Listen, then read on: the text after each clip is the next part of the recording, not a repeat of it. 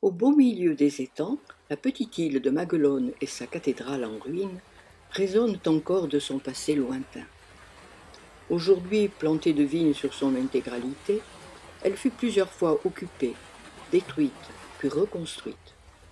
Toutes les pierres des bâtiments étant souvent réutilisées à cause de leur rareté sur le littoral, seule la cathédrale romane fut préservée jusqu'à nos jours. Résumons en images ces 2 derniers millénaires d'histoire.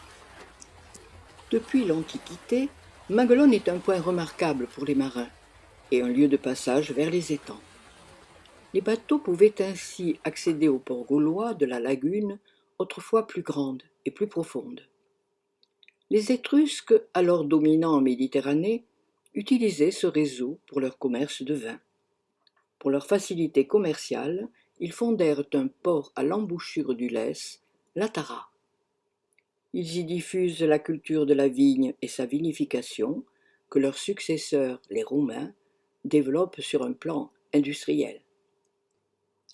À la fin de l'Empire romain, la région passe sous la domination des Wisigoths, qui continuent d'utiliser le port de Latara.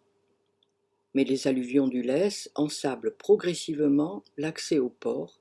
Ils en installent alors un nouveau, sur l'île de Maguelone plus accessible.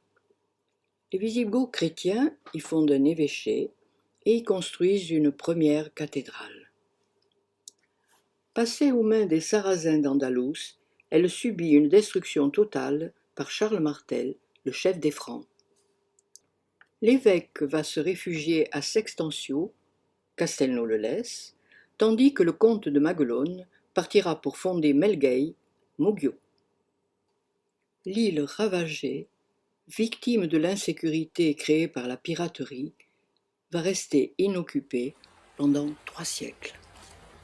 Autour de l'an 1000, l'évêque de Maguelone, poussé par le pape, reconstruit une cathédrale fortifiée.